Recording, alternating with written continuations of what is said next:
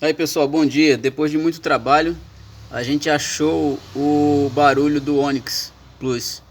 Tava fazendo barulho na marcha lenta quando ligava o carro, ficava batendo, quando acelerava ficava fazendo um barulhinho como se fosse tucho. Examinamos tudo e não era tucho. Aqui, ó.